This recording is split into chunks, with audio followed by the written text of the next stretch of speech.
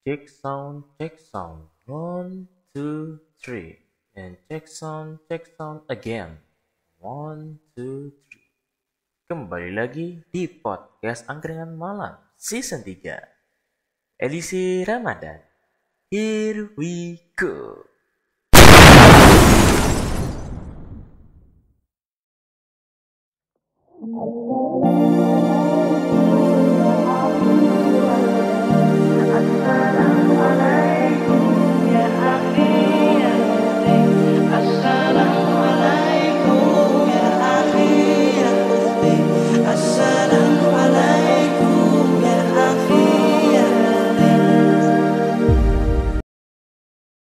Yo yo yo yo, gimana kabar kalian semua? Semoga pada baik-baik saja. Gimana nih yang sudah lagi mudik? Sudah sampai rumah apa belum nih?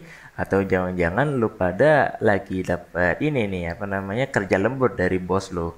Tapi ingat bro dan sis, tenang aja. Di balik itu biasanya sih ada namanya tuh tambahan-tambahan cuan. Dalam bentuknya apa? THR, tunjangan hari raya.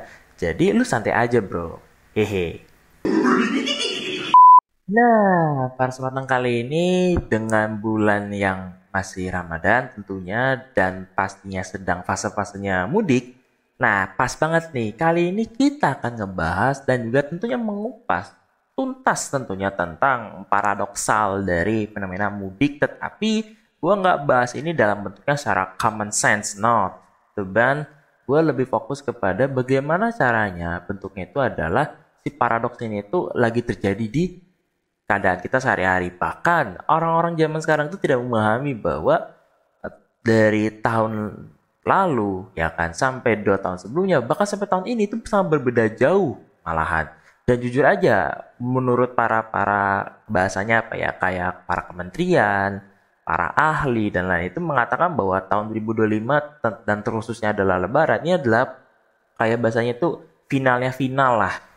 Nah, makanya dari itu kita akan mengupas fenomena mudik dari kacamata ekonomi, lengkap juga dengan data-data yang menarik dan tentunya juga ya teman-teman akan diberikan keseruan-keseruan yang tetap menjaga kalian tuh fase puasa atau mungkin pada saat lagi perjalanan ataupun yang lain. Nah, oleh karena itu siapkan tempat duduk kalian, ya kan, yang enak, yang nyaman, ya kan. Bagi yang perjalanan jauh silakan menggunakan earphone-nya. Bagi yang menyetel ini atau mungkin mendengarkan ini di rumah silakan dikencangkan volumenya karena ini akan menjadi topik yang akan sangat panas menurut gua sih, menurut gua aja gitu. So, kita mulai pembahasannya. Here we go.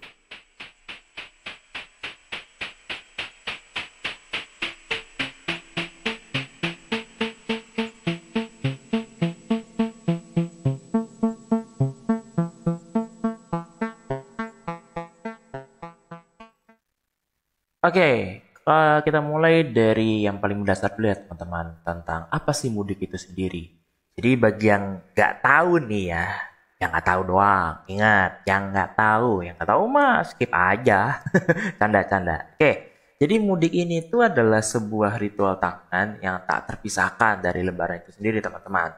Bahkan momen ini tuh apa ya bahasanya tuh para perantau yang udah jauh-jauh banget nih yang sudah menyebar kemana-mana itu kembalilah ke kampung halaman untuk berkumpul kepada keluarga dan tentunya juga membawa berkah ekonomi di daerah asal gitu.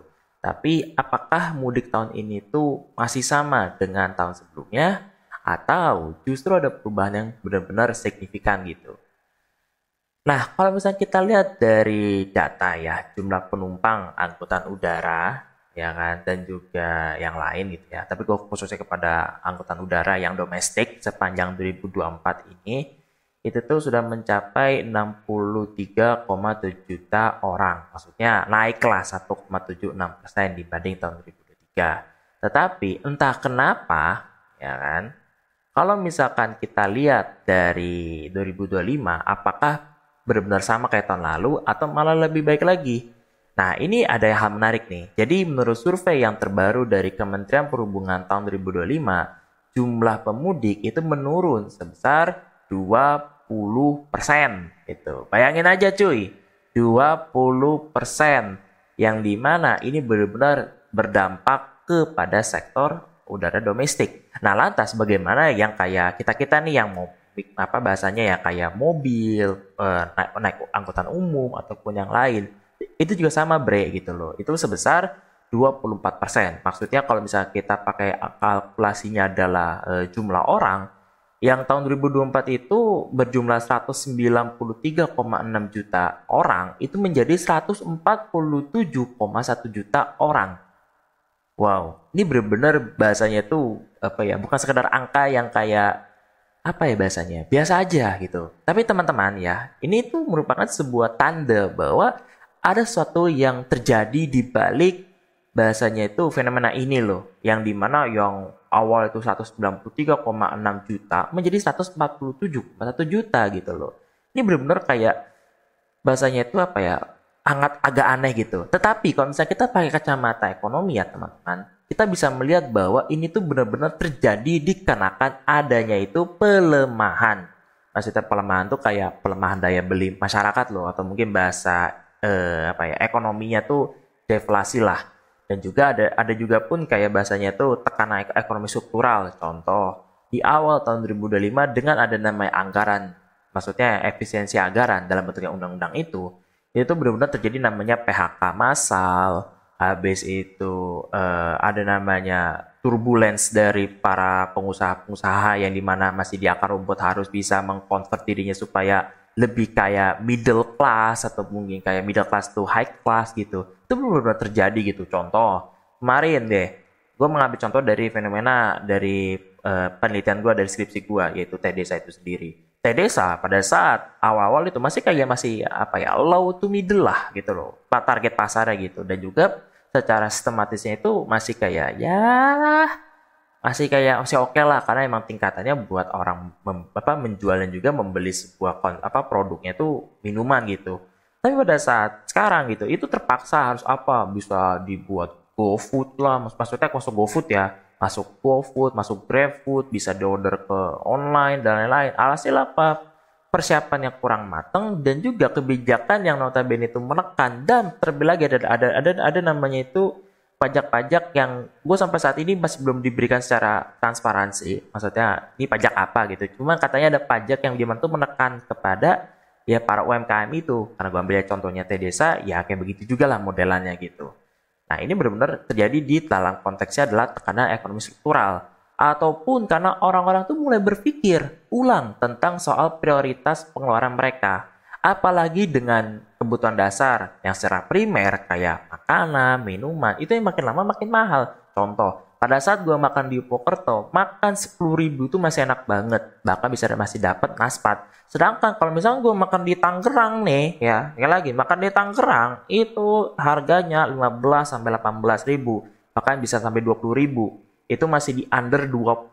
Bayangin aja jika sampai di tempat lain, notabene masih kota-kota besar kayak Jakarta, Bandung, ya, atau mungkin Bekasi, Depok mungkin juga sama gitu. Kita makan di situ. Gila lu, bro. Gue sekali lagi bukan berarti menggiring opini, bukan, tapi gue ngambil sampelnya karena ini gue ngerasain loh. Gue ibaratnya sampelnya ada makan nasi Padang gitu loh. Makan nasi Padang aja harganya segini, bagaimana dengan makanan yang lain gitu. Bahkan dengan ada namanya kebutuhan pokok yang dimana kayak cabai mahal atau mungkin ininya mahal. Tetapi lucunya adalah statement dari presiden kita mengatakan bahwa tapi saran saya jangan terlalu banyak makan terlalu pedas. Saya waktu muda sukanya pedas sekali, sekarang dokter melarang saya makan terlalu pedas.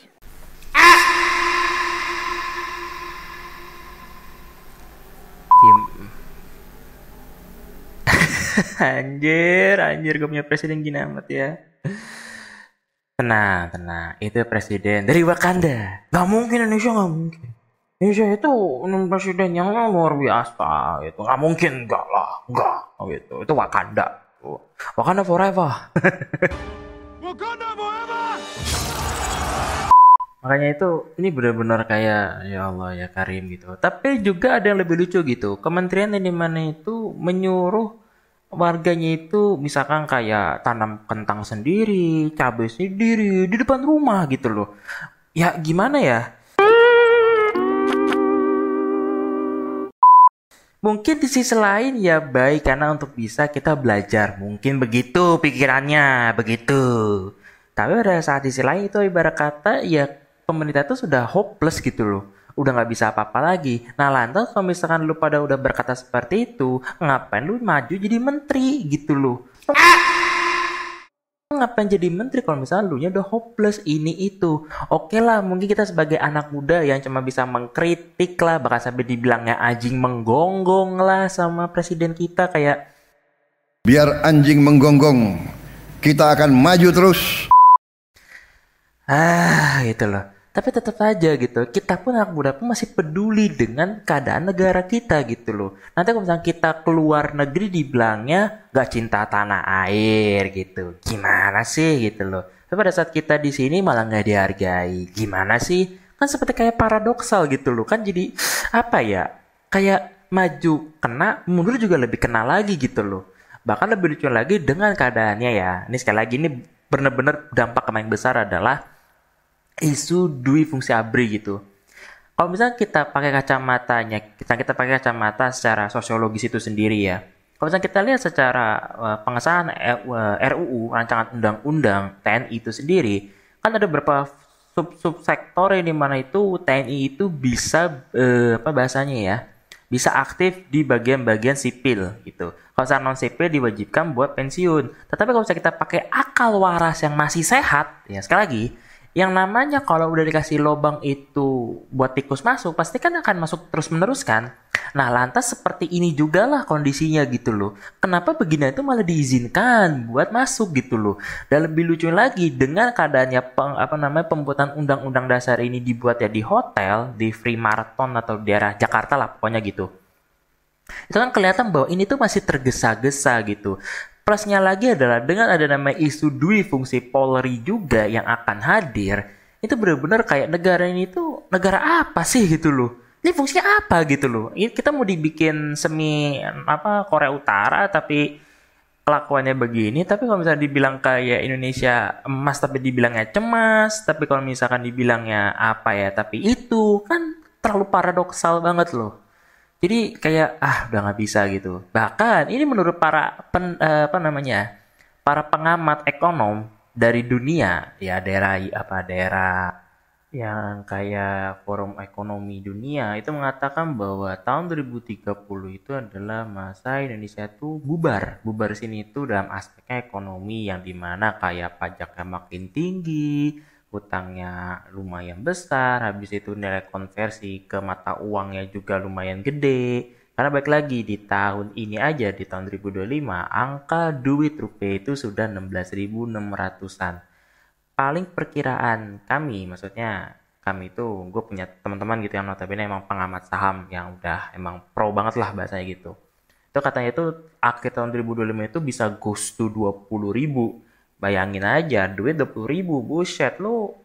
Di sisi lain ya, bagi para holding ya lu kaya, tapi selain juga lu akan berdampak kepada aspek lain, misalkan kayak bahan baku mahal, atau mungkin kayak bahan sembako mahal. Habis itu ada beberapa pajak-pajak yang harus dinaikin lagi, dan dilalahnya ya lu akan kesulitan dalam mengakses bagian-bagian yang harusnya punya hak lu, jadi nggak punya hak lu. Contoh, misalkan kayak kesehatan yang dimana tahun lalu kan katanya BPJS itu masih ditanggung, ternyata sudah dilepas tangankan dan utang-utangnya itu lumayan besar gitu. Dikarenakan baik lagi karena efek sampingnya kebaikan utang dan ini sana sini, ya sudah sekarang gimana coba ya kan? Apalagi keadaan sekarang yang dimana uangnya makin gede, habis itu juga dari sisi lain juga cukup terjadi. Bahkan dari ini juga para pengamat juga ini lanjutan dari tadi ya. Ini adalah pendidikannya Indonesia itu akan menurun gitu loh. Ternyata setelah fakta di lapangan mungkin nurun, iya, tapi dalam sektornya adalah dari lower ke middle. Contoh SD, malah jangan dari SD deh, dari TK, SD, SMP itu udah terlalu fatal banget gitu loh. Nah lantas bagaimana yang di tingkatnya mahasiswa yang dimana pendidikan aja di-cut beasiswanya dan lain-lain. Jadi kayak gitu nih negara ini mau apa sih lah. Tapi ya sudahlah, namanya juga negara tercinta, mau gimana lagi. Oke, kita balik lagi kepada pembahasan tentang mudik, ya kan? Sebut saja yang tadi itu adalah kayak apa ya? Bahasanya itu refleksi saja lah, gitu ya. Karena balik lagi kepada isu-isu kemarin itu cukup banyak banget. Nggak mungkin gue bahas dalam satu episode, nggak mungkin. Karena nanti kasihan kalian juga yang harusnya kalian bisa mendengarkan ini 45 menit menjadi 3 jam. Jangan. Yang ada gue bisa-bisa bikin diskusi kebangsaan sekalian gitu ya. Jangan. Oke, lagi kepada fenomena mudik itu sendiri ya teman-teman. Apakah kalau misalkan ini terjadi, lantas di luar kayak Jabodetabek ini juga berdampak atau tidak? Coba, ada yang tahu nggak? Oke, gue kasih tahu nih. Jawabannya apa? Tentu saja tidak, kawan. Emotional damage. Karena baik lagi, Jawa Tengah, Jawa Timur, Jawa Barat yang biasanya jadi tujuan utama dari para pemudik ini mengalami kontraksi ekonomi yang signifikan. Mereka gak cuma kehilangan kayak arus uang dari pemudik, tetapi juga dari aktivitas belanja kebutuhan lebaran. Di luar Jawa, tentu juga sama gitu. Sebut saja kayak Sumatera Utara, Lampung, dan Sulawesi Selatan juga sama hal ya teman-teman gitu. Bahkan daerah yang bergantung kepada remitansi itu kayak pergerakan uangnya lah atau mungkin bahasanya kayak aliran dana lah gitu loh.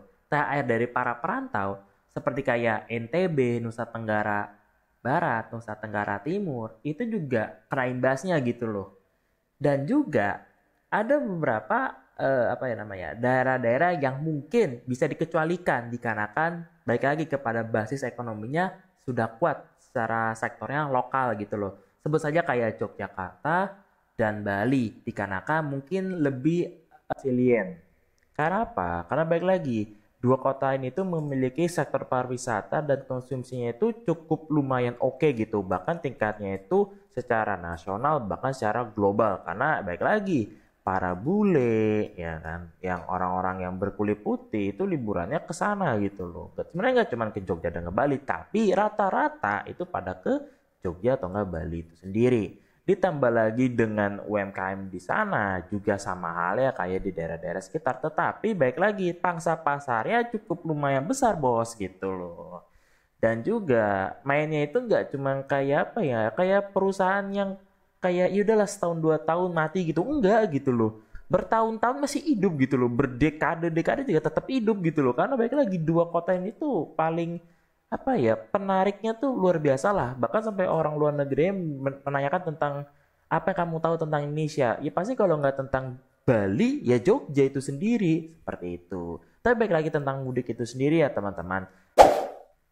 Dengan kita bisa membuktikan bahwa kebijakan tadi ya kan, maksudnya oke lah kalau misalkan lu mau gunain seragamnya layaknya Jogja dan Bali tetapi digunakannya kepada daerah-daerah yang notabene masih minim, sebut saja kayak Purwokerto atau mungkin Kebumen atau mungkin Purbalingga atau mungkin daerah Jawa Barat kayak Bandung, Ciamis ya kan, Banjar Patroman dan lain-lain. Nggak bisa cuy, karena mereka lagi setiap tempat, setiap daerah itu punya apa namanya ya, desentralisasi masing-masing loh. Jangan sampai kayak ya udah nih jeplek gitu. Otomatis nanti sifat yang desentralisasi ya kan hilang gitu loh. Lantas kalau misalkan kayak begitu, kenapa nggak sekalian aja dibikin namanya sentralisasi sekalian gitu loh. Di sini gue bukan berarti memberikan opini atau memberikan apa namanya saran, bukan, cuman apa yang mengkritisi gitu loh terhadap hal-hal yang berbau dengan kayak cringe tak ubun gitu.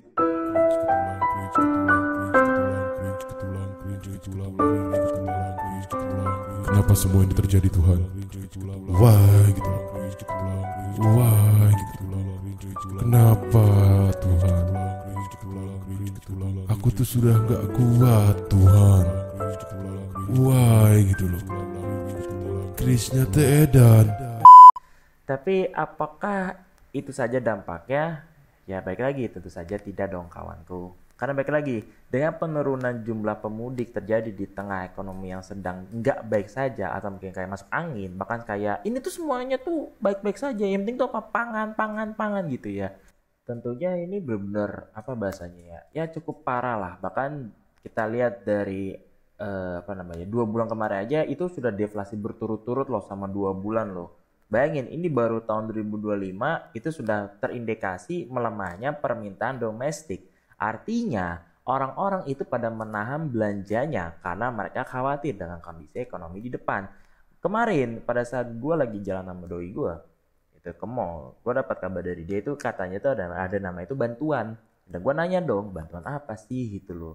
Katanya itu bantuan dalam bentuknya apa? Potongan-potongan harga supaya minat orang belanja, minat orang itu membeli sana sini itu bisa kembali pulih. Padahal jika kita lihat secara bersama-sama, bukan itu doang harusnya caranya gitu loh. Ada beberapa step by step yang gue pelajarin dari bukunya, kemarin bukunya siapa ya? Adalah satu buku ekonomi, gue lupa nih, ada di lemari gue, nanti kalau misalkan gue nemu akan gue sampaikan nanti di next episode ya.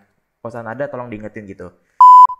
Sorry, gue coba izin mengkoreksi dulu, bukan buku, tetapi lebih tepatnya hasil esai yang dibuat oleh pakar UGM terkait perbaikan ekonomi Indonesia dalam sektor UMKM atau mungkin secara global itu sendiri. Izin gue menyampaikan dulu ya teman-teman.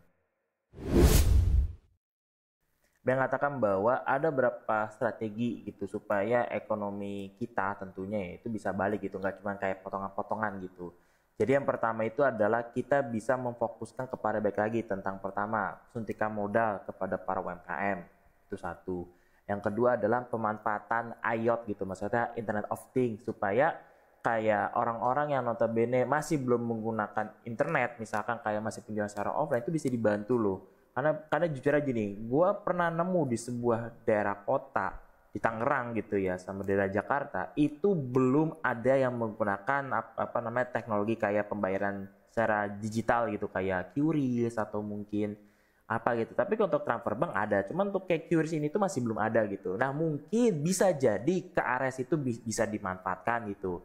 Tuh, yang kedua adalah penanaman secara pendidikan, misalkan kayak workshop atau mungkin apa, supaya ada namanya output dan juga outcomes yang jelas. Misalkan outputnya apa, dia bisa mengerti tentang bagaimana cara mengelola usahanya sampai dari 0 sampai ke 3, 4, 5, atau mungkin bisa menggunakan teknik-teknik digital marketing yang sudah versinya 1.0, 2.0, 3.0 gitu, lain-lain gitu.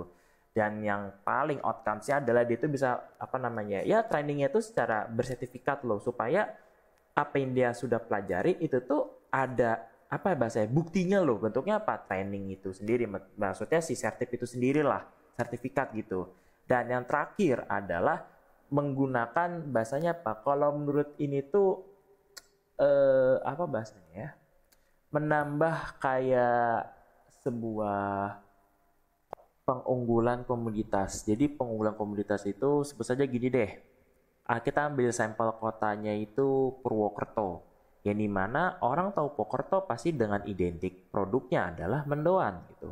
Berarti mendoan ini itu dibikin entah tuh kayak dibikin namanya inovasi produknya, atau mungkin dari segi sektornya adalah periklanannya, atau kalau misalnya kita ambil secara lebih simpelnya lagi adalah mungkin bagaimana memperbaiki komunikasinya, misalkan dari konsumen terhadap pelaku usahanya.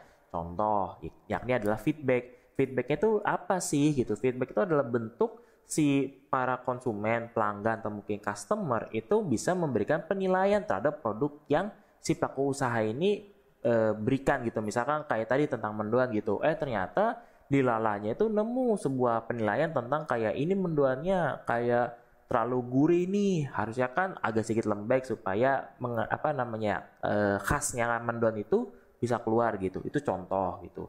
Atau mungkin misalkan ada namanya kritikan kayak ini mendoannya gini-gini mulu nih, coba dibikin namanya kayak keripik dong, atau mungkin dibikin fermentasi atau apa. Kan itu kan sebuah feedback yang harus diterima gitu loh, supaya para UMKM itu bisa lebih memperbaiki produknya gitu. Nah, lantas kalau misalnya kita baik kepada mudik itu sendiri, berarti misalkan deh ternyata di Purwokerto itu identiknya tentang delman gitu. Berarti apa yang perlu diperbaiki? Misalkan kayak interiornya, atau mungkin si kudanya ganti dengan jenis kuda yang notabene kuat, atau mungkin ya tarif dari delman ini tuh disesuaikan dengan kebutuhan, entah itu dari si yang punya delmannya ya kan, sama pemerintah juga harus ikut andil, dan juga kaum swasta pun atau mungkin perusahaan swasta juga harus ikut andil supaya namanya perbaikan ekonomi itu tuh bisa semua itu bisa merasakan loh. Intinya kayak apa namanya ya?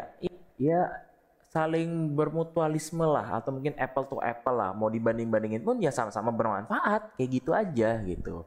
Jadi ini tuh saling membawa dampak yang baik supaya masyarakat Indonesia yang ada dari Sabang sampai Merauke itu juga merasakan kayak gitu loh teman-teman gitu.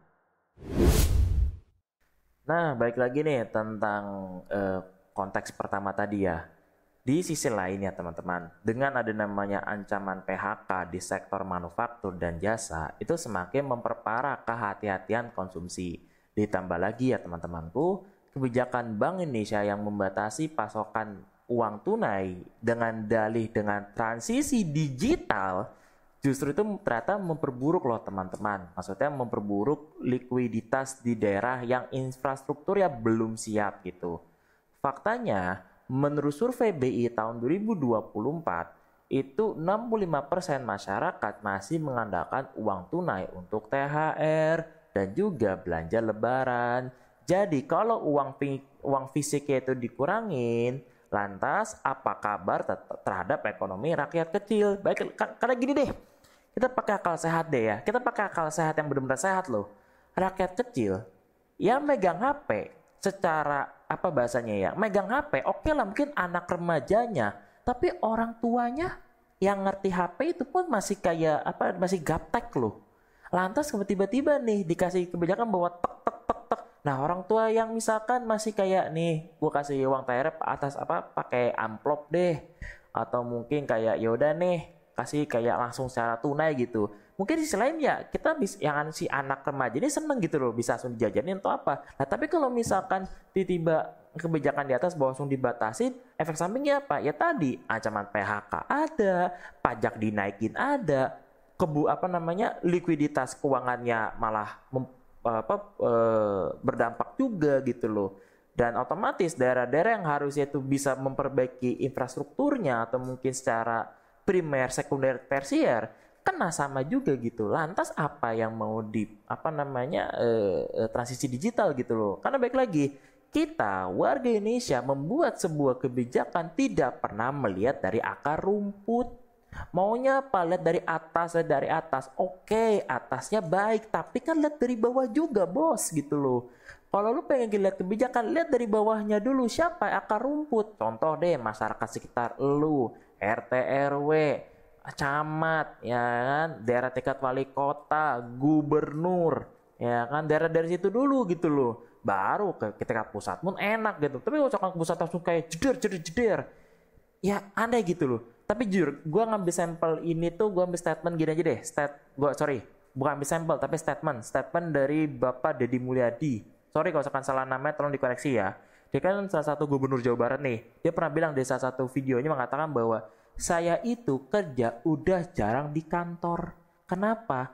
Sekarang di era digital yang namanya kayak begitu tuh sudah bisa secara remote. Jadi kalau misalkan saya pengambil kebijakan, sebut saja gini deh, saya ke kota Ciamis, berarti saya buat kebijakannya ke sana dulu, baru saya lihat, baru saya eksekusinya di kota itu juga. Sebut saja Ciamis tadi. Kalau misalnya di Bekasi juga sama, di Bandung juga sama, di daerah-daerah lain juga sama. Nah, gua setelah lihat itu, jadi kayak ibarat kata inilah namanya pemerintah, harusnya benar-benar pemerintah gitu loh. Lihat dulu, pahamin, cermati, ambil kesimpulan, jeder, bikin kebijakan.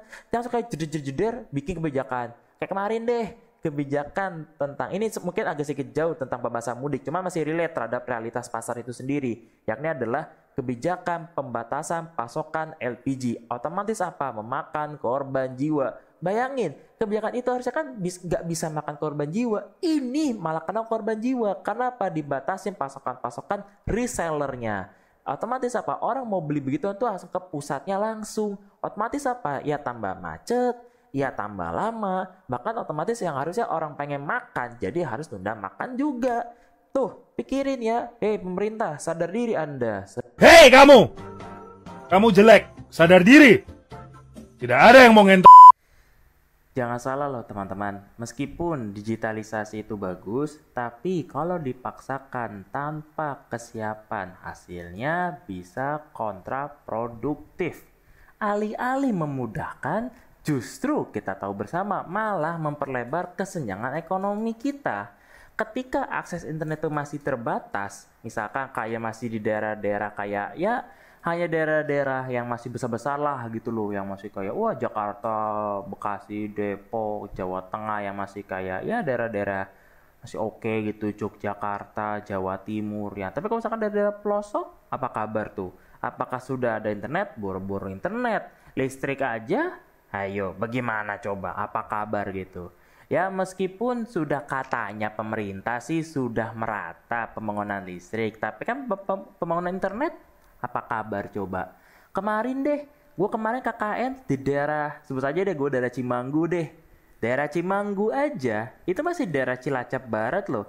Tetapi di tempat KKN gue itu boro-boro ada sinyal sumpah. Sinyalnya di desa sana gitu. Jaraknya pun harus 30 sampai 40 menit.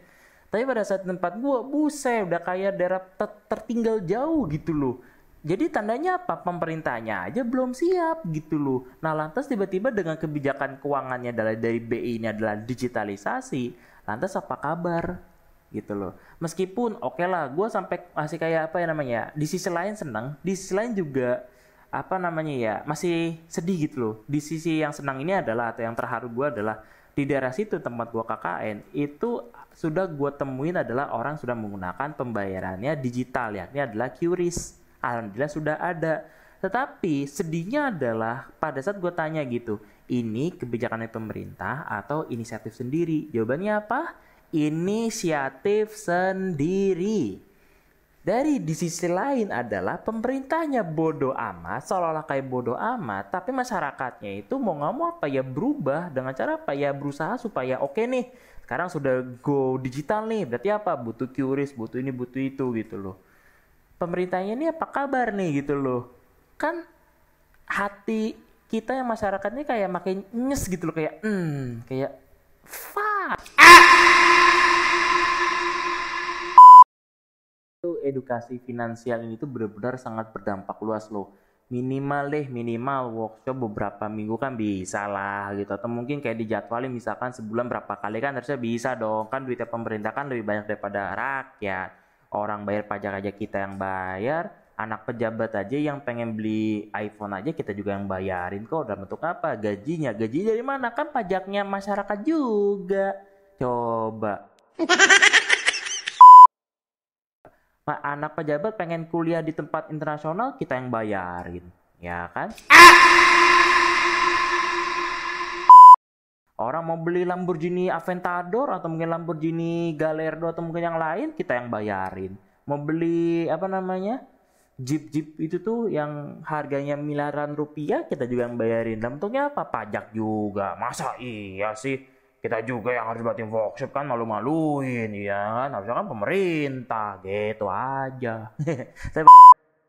Pada intinya adalah emang masih belum merata lah dari segi edukasi finansial itu sendiri, bahkan kayak memaksakan masyarakat untuk bisa full cashless ya kan, tetapi malah menambah beban baru kayak gitu aja sih.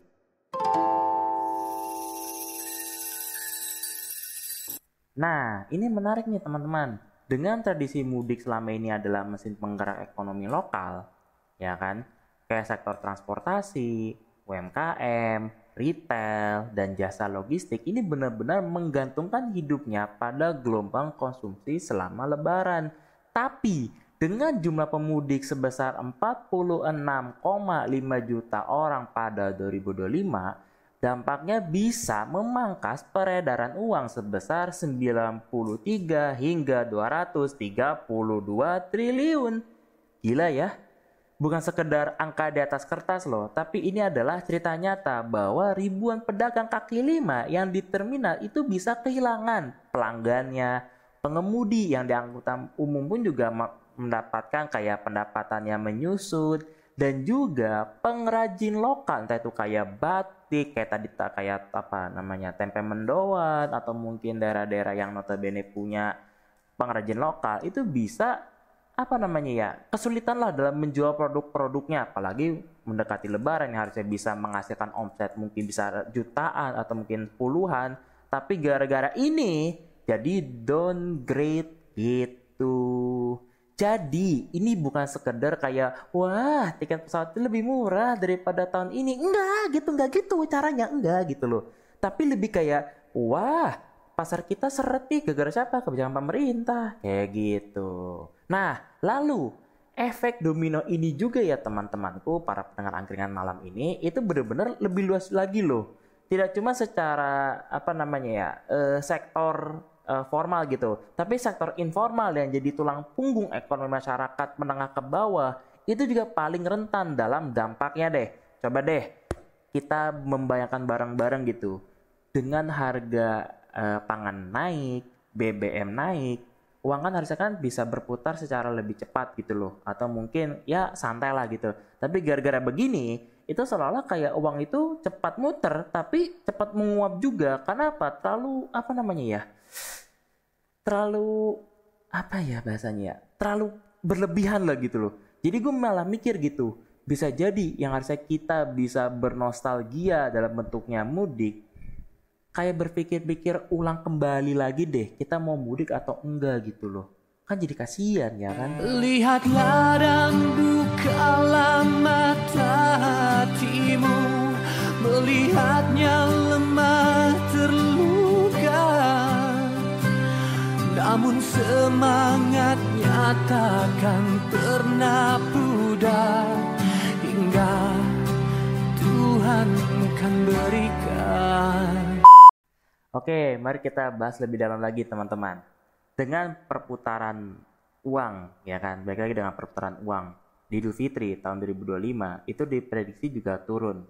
Kalau tahun lalu asumsi perputaran uang itu mencapai 157,3 triliun, ini hanya sekedar kayak ya sekitar 137 sampai 145 triliun lah. Karena apa? Karena baik lagi dengan jumlah pemudik yang menurun drastis dari 193,6 juta menjadi 146,48 juta orang gitu ya.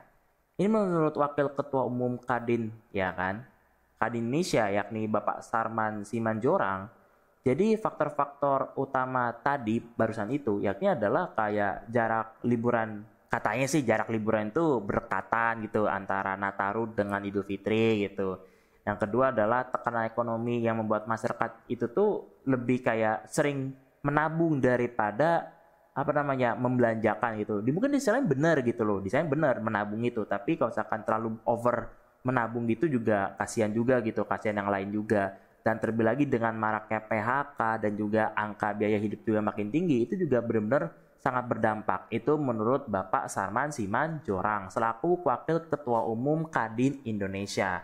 Dan mengenai tentang PHK sendiri itu juga ternyata menaik loh teman-teman. Maksudnya menaik ini tuh dari per Januari tahun 2025 itu sudah sebanyak 81.290 tenaga kerja telah kehilangan pekerjaannya. Artinya adalah daya beli masyarakat itu makin melemah. Bahkan indeks tabungan kelompok bawah sudah turun ke level 79,4. Banyak sekali nih teman-teman ya kan, orang sudah mulai makan tabungannya untuk bisa apa ya, bertahan hidup. Sementara impor barang konsumsi juga turun mencapai 10,61% dibanding bulan sebelumnya. Artinya masyarakat benar-benar mengerem pengeluarannya. Bahkan pusat perbelanjaan yang biasanya ramai menjelang bulan Lebaran kini lebih sepi. Karena apa? Menurut data Mandiri Spending Index hanya tumbuh 1,4% per Maret 2025. Turunnya jauh dibanding tahun lalu sebesar 4,7%. Ini tuh bukti bahwa perputaran kita makin melambat. Dan ini bukan cuma secara mudik doang, tapi secara gambaran besarnya ekonomi kita saat ini juga sama. Kalau mungkin bahasa kasarnya gue ya, ini sudah terlalu over deflasi gitu loh. Untungnya masih banyak orang-orang yang berjuang supaya uangnya berputar, yakni siapa? Para UMKM dengan bela-belain dipotongin harganya, padahal mah hanya itu sebuah kebijakan. Dapat suntikan dana itu juga dipersulit, yakni adalah harus ngurusin administrasi yang ternyata itu wah pusing gitu. Atau mungkin misalkan kayak segmentasi pasarnya hancur, gegara kelakuan-kelakuan biadab dari sang atas gitu ya. Atas banget tuh, sang pemilik kekuasaan ya kan, yang lagi duduk di kekuasaan gitu. Aduh, capek deh. Memang capek jadi orang Wakanda, sumpah capek gitu. Banyak sabarannya sumpah, apalagi bulan puasa nih. Sabarannya pol banget pol.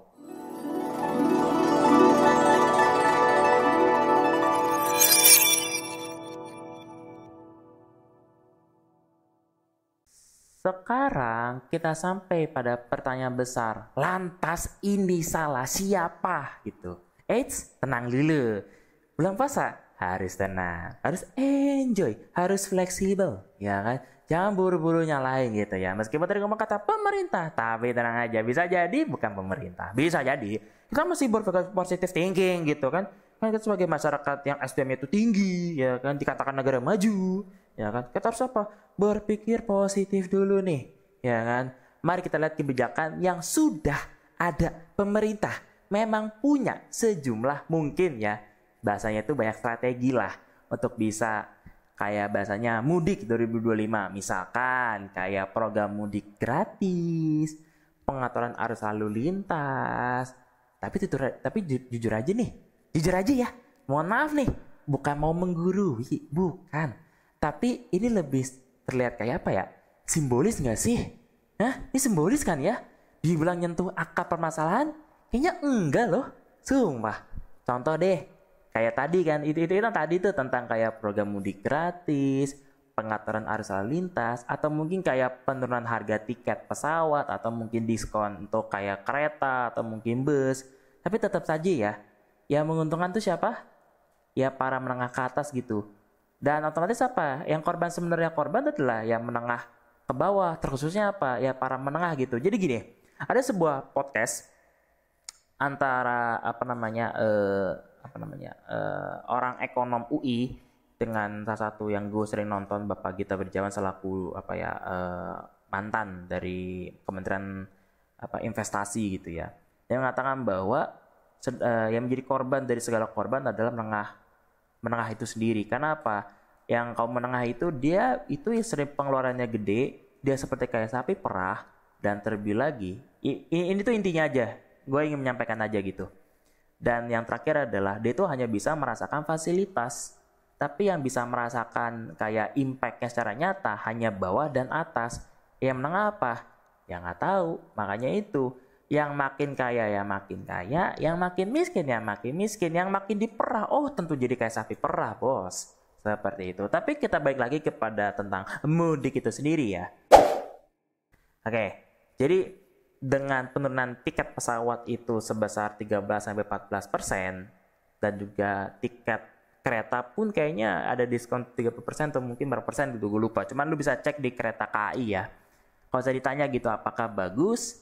Ya bagus, tapi ya yang merasakan hanya menengah ke atas gitu. Sementara mayoritas pemudik itu bergantung pada apa? Pertama, kayak bus, kereta ekonomi, sekali lagi ya, kereta kelas ekonomi, dan juga kapal laut. Tetap harus terkena dampaknya juga, yakni apa? Terkena kenaikan tarif. Seperti kayak ibarat kata nih lu beriin payung nih kepada orang yang sudah di bawah atap, sementara ya pada saat kehujanan dia tetap basah kuyup, alias apa ya sudah telat juga bos, kayak gitu. Begitu juga dengan diskon tarif tol sebesar 20% di beberapa ruas jalan tertentu. Mungkin ini memang membantu ya teman-teman, tapi bagaimana dengan mereka yang menggunakan transportasi umum? Bagaimana dengan infrastruktur jalan tol yang dimana jalur utamanya aja sebagai jalur para pemudik? Diskon tol hanya digunakan buat para kelompok-kelompok yang memiliki kendaraan pribadi. Sedangkan bagi mereka yang menggunakan angkutan umum, kebijakan ini tidak berdampak sama sekali dan juga tidak ada rasanya. Kayak gitu.